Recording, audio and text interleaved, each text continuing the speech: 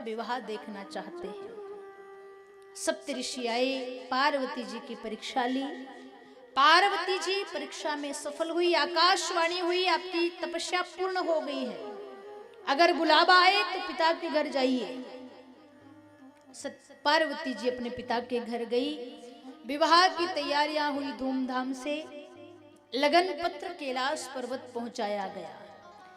ब्रह्मा जी ने लगन पत्र बाँच कर सुनाया तो सारे देवता खुश हो गए। सब अपने अपने वाहनों को सजाने लगे, बाबा की बारात में चलेंगे। देवराज इंद्र अपने हाथी को सजाने लगे, कुबेर ने अपनी पालकी सजा ली, यहां तक कि यमराज तो अपने भैंसे को ही सजाने लगे। देवियां बढ़िया सज धज करके टीका टपका लगा करके तैयार हो गई। देखा गया जिसका ब्याह है उनको किसी ने पूछा ही नहीं। भगवान के दो गण थे, नाम है श्रृंगी और भृंगी। बाबा सब तो सज धज करके तैयार हो गए, ब्याह तो आपका है, आपको किसी ने नहीं सजाया, आप कहें तो हम सजा दें। बाबा जानते हैं ना जिनका ब्याह हुआ ना जो बारात गए वो श्रृंगार कैसा करेंगे।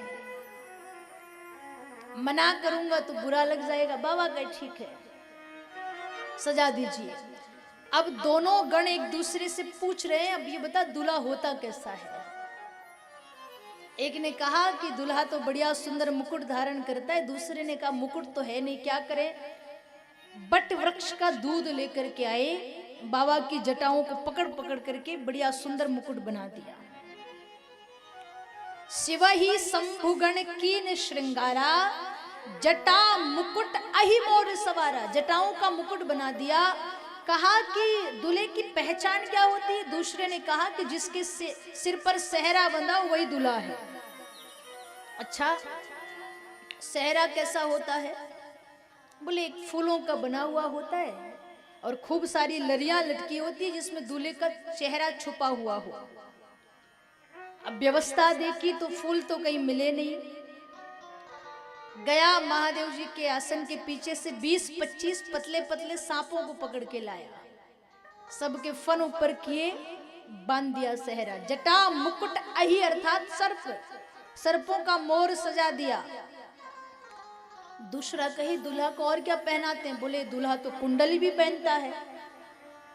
देखा तो बाबा के आसन के पास से 2-4 बिच्छू पड़े हुए थे, उठाए पहना दिए।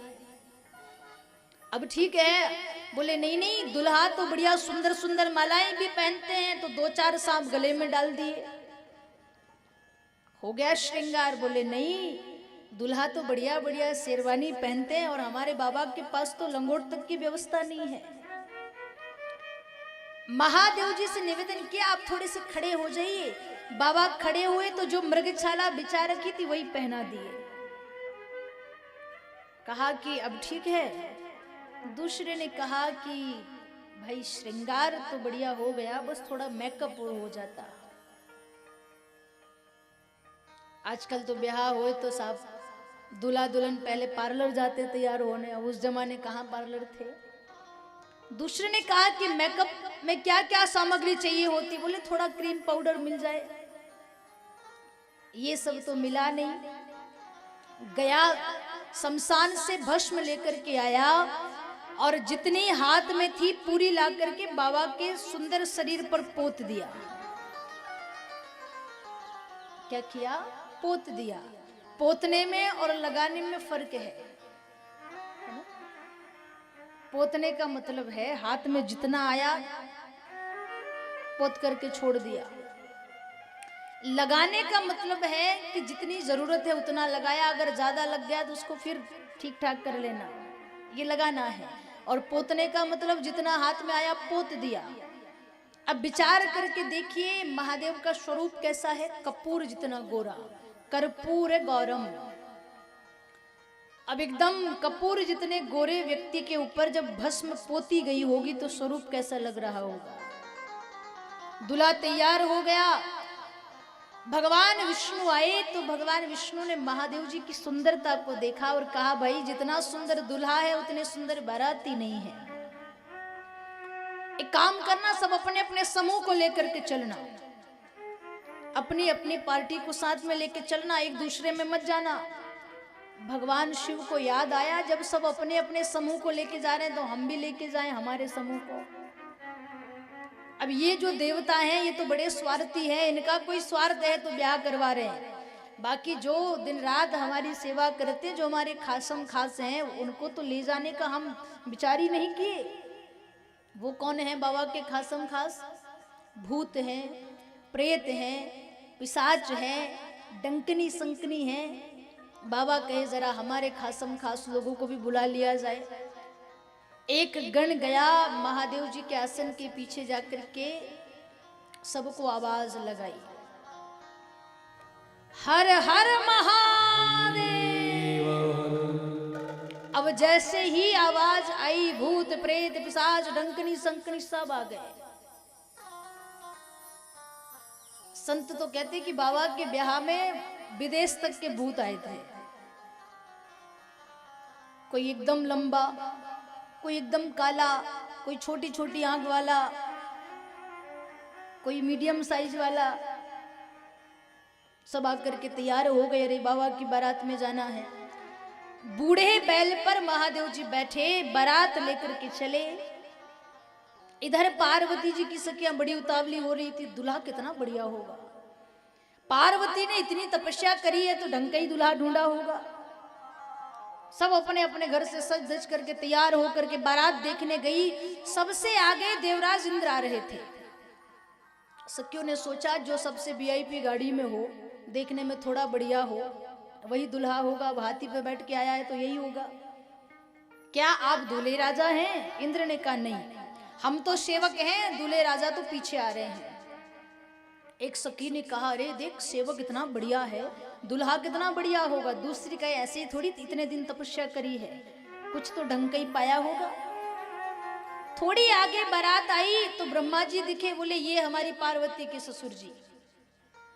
और थोड़ी आगे बारात आई, भगवान लक्ष्मीपति नारायण। आहा, हाथों में मेहंदी लगी है, नील कमल की माला, बड़ा सुंदर स्वरूप, हो ना हो यही दुल्हा है। क्या आप दूल्हे राजा हैं? भगवान विष्णु ने कहा नहीं, हम तो बारातियों की सेवा में आए हैं, दासानुदास। दुल्हा तो पीछे आ रहा है। सखियों की मति बोराने लगी कि सेवक इतना बढ़िया और सेवक का सेवक और ज्यादा बढ़िया, तो दुल्हा कितना बढ़िया होगा। जैसे ही दूल्हे राजा बारातियों के साथ पधारे महाराज, कुछ सखियां तो बेहोश होकर के वहीं गिर पड़ी और कुछ अपना होश संभाल के घर को भागी। बारात ने नगर में प्रवेश किया तो नगर वासियों ने अपने अपने घर के दरवाजे बंद कर लिए। छोटे छोटे बच्चे दौड़ दौड़ कर गए, अपने माँ बाप से लिपट गए। माता पिता ने पूछा कैसी है बारात? बोले ऐसा लग रहा है कि यमराज की टोली आ गई हो। दुल्हा कैसा है? ऐसा लग रहा है साक्षात यमराज ही आ गए हो। सबने द्वार बंद कर लिए। बारात का स्वागत कौन करे? दो चार वृद्ध बूढ़े व्यक्ति विचार कर रहे हैं आज मरना तो तय है।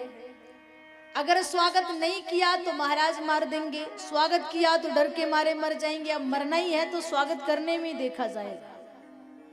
डटे रहे।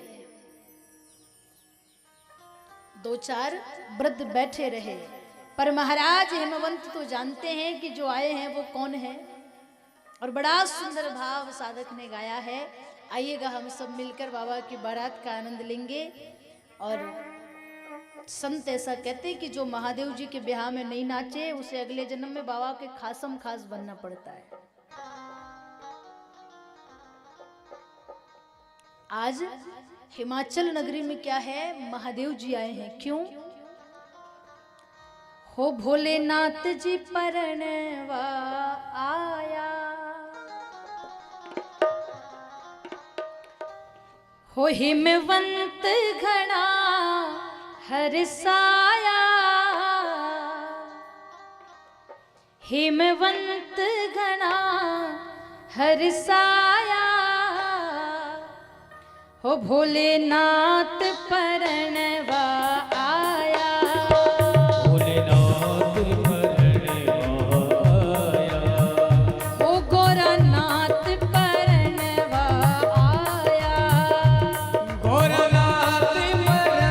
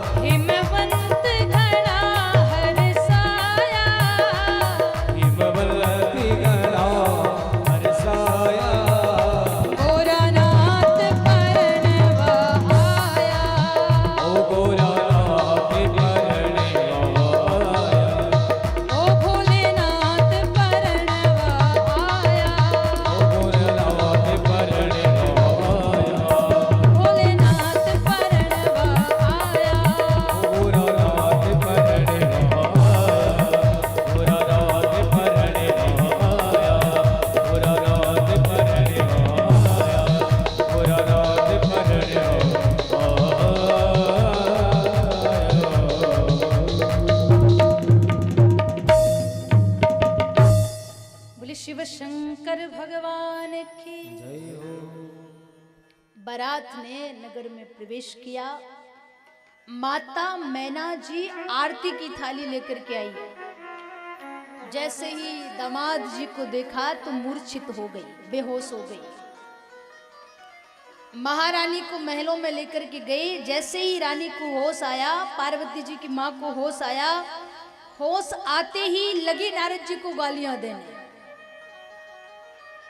रिश्ता किसने करवाया? नारद जी ने। और जब कभी कोई रिश्ता टूटता है या रिश्ते में थोड़ी बहुत खटास आ जाती है या लड़ाई होती है रिश्तों में, तो जो बेचारा बीच वाला होता है ना, जिसने रिश्ता करवाया हो, उसकी बड़ी हालत खराब हो जाती है। रिश्ता करवाया नारद जी ने, खूब गालियां सुनाने लगी। नारद जी ने मैना जी को पार्वती का पूर्व चरित्र सुनाया। बोले इनकी तो कोटि जन्म की रगड़ है, ब्याह भगवान शिव से ही होगा इनका। पार्वती जी ने भगवान से निवेदन किया, थोड़ा रूप सुंदर बनाइए। बारात का स्वागत सम्मान हुआ, जनवासे में विश्राम कराया। दुल्हा दुल्हन को विवाह मंडप में बिठाया गया। जब ब्याह होते तो 2 पंडित जी होते हैं। उस समय हुआ करते थे 2-2 पंडित जी। आजकल तो एक ही पंडित जी दिन में जाने कितने ब्याह करवाते हैं।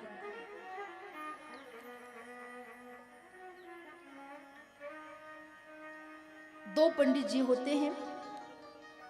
यहाँ एक ही पंडित जी थे। पूछा गया, भाई जो पंडित जी बारात में आए हैं वो कहाँ हैं? देवता एक दूसरे की तरफ देखे, कौन से पंडित जी, हम तो लेके नहीं आए। पूछा कि जो बारात में पंडित जी आए हैं वो कहाँ हैं? ब्रह्मा जी ने देखा तो सामने नारद जी दिखे। कहा वो जो लंबी छोटी वाले बैठे वो हमारे ही पंडित जी हैं, बारात में लेके आए हूं। नारद जी विचार कर रहे हैं कि बसे बसाए घर खूब उजाड़े हैं, पहली बार किसी का घर बसाने जा रहा हूं। गए, संकल्प का समय आया। ब्याह से पहले संकल्प होता है। पूछा गया अमुक नाम, दूल्हे का नाम क्या है? नारद जी के शिव शंकर। दूल्हे का नगर कैलाश पर्वत। दूल्हे के पिताजी का नाम? नारद जी विचार कर रहे हैं, पिताजी नहीं है तो नाम कहां से होगा।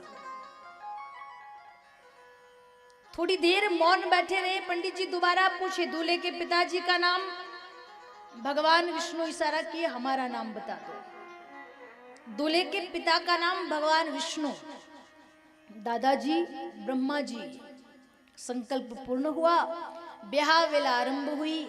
महाराज हिमवंत ने भगवान शिव शंकर के चरणों को पखार के पूजन किया। पानी ग्रहण संस्कार हुआ। महाराज ने कन्यादान किया। विवाह संपन्न होने के बाद भोजन वेला आरंभ हो गई। पंगत शुरू हुई। पहली पंगत में संतों को, ब्राह्मणों को भोजन कराया। दूसरी पंगत में देवताओं को भोजन कराया। तीसरी पंगत बैठाने से पहले भगवान शिव ने महाराज हिमवंत को एक सलाह दी। तीसरी पंगत में कौन बैठने वाले हैं? जो बाबा के खासम खास हैं। अब कोई हमारा बहुत जिगरी हमारे साथ कहीं जाए तो हम तो उसकी आदत बहुत अच्छे से जानते हैं। भगवान जानते हैं कि अगर ये भोजन करेंगे तो क्या होगा। तो भगवान ने कहा, अगर आपके अपने कोई रिश्तेदार आए हो तो उन्हें भोजन करा दो, ये आधे बाराती बाद में पालेंगे। हिमवंत को लगा कि दामाद जी को हमारी व्यवस्था पे भरोसा नहीं है। कहा, आप चिंता मत करिए, आपके बाराती 4 बार भोजन कर लेंगे तब भी बचेगा, इतना बनवाया है। बाबा कहे अच्छी बात है। कहा कि भाई चलो सब भोजन के लिए पंगत में। भूत प्रेतों ने पहली बार पंगत का नाम सुना, बड़े खुश होकर के गए। वहां देखा तो पंक्तियां बना करके लोग बैठे थे, तो ये भी टेढ़ी आड़ी पंक्ति बनाकर बैठ गए। पंक्ति कैसी बनाई? एक दूसरे की तरफ मुंह कर लिया, बैठ गए। परोसने वाले आए। अब ये एकदम तैयार हैं खाने के लिए। परोसदारी शुरू हुई तो भोजन शुरू करें। यहां तो मिला नहीं कई दिनों से। जब पंगत में भोजन करें तो क्या सबसे पहले परोसते हैं? दोना पत्तल। दोना पत्तल परोसने लगे। भूतों ने सोचा खाने की चीज होगी तभी तो परोस रहे। उठा उठा करके दोना पत्तल खाने लगे। एक पंक्ति में परोस के परोसिया दूसरी वाली में जाए तब तक पहली पंक्ति के दोना पत्तल गायब। अब दोना पत्तल परोसते परोसते ही दोना पत्तल खत्म हो गए। भोजन कैसे कराएं, भोजन तो परोसा ही नहीं। अभी कहा महाराज दोना पत्तल तो सब बाराती खा गए, भोजन बचा है वो कैसे पवाएं। महाराज ने कहा एक काम करो, जो बाराती बचे उनके लिए बफर भोज कर दीजिए, भंडार घर का दरवाजा खोल दीजिए। पहला बफर भोज हुआ था महादेव जी के ब्याह में। किसके लिए? बाबा के खासम खास लोगों के लिए, जो वीवीआईपी थे उनके लिए। भंडार घर का दरवाजा खोला, कहा चलिए सब भोजन के लिए। भूत प्रेत गए। संत कहते हैं कि भोजन की तो बात ही छोड़िए, पर जहां छोटे छोटे बर्तनों में कहीं सलाद, कहीं अचार, कहीं नमक, कहीं चटनी रखी थी, वो छोटे छोटे बर्तन भी भूतों के पेट में। एक संत कह रहे हैं बर्तनों की तो बात छोड़िए महाशय जी, जहां तक भोजन की सुगंध आ रही थी वहां तक की माटी खोद खोद के खाने लगे। हिमवंत घबरा गए, दौड़कर महादेव जी के पास गए, बारात को विदा करें। महादेव जी ने कहा भोजन पानी हो जाने दीजिए। बोले भोजन में तो कुछ बचा नहीं और पानी हम पिला नहीं सकते, सामर्थ्यता नहीं है। आपकी जटाओं में गंगा बहती है, आराम से वहीं पिलाते रहना। अभी आदेश करिएगा कि हम बारात विदाई की तैयारी करें। महादेव जी ने आदेश किया। बड़े धूमधाम से महाराज ने अपनी बेटी को विदा किया। भगवान शिव और पार्वती जी कैलाश पर्वत पर पधारे, भगवान लक्ष्मी नारायण बैकुंठ पधारे, भगवान ब्रह्मा ब्रह्मलोक पधारे, देवता स्वर्ग पधारे, संत ऋषि मुनि अपने अपने आश्रम को पधारे, और बाबा के जो खासम खास थे वो जहां से आए थे वहां पधारे। अब कहां से आए थे भगवान जाने। बारात को विदा किया। सुखदेव जी महाराज कहते राजन, इस प्रकार भगवान भोलेनाथ जी का विवाह हुआ। श्रीमद् भागवत कथा का आज द्वितीय सत्र विश्राम की ओर आगे बढ़ रहा है। कल की कथा में हम भगवान के 24 अवतारों की कथा सुनेंगे। कथा क्रम ठीक 1 बजे आरंभ होता है। जो मेरी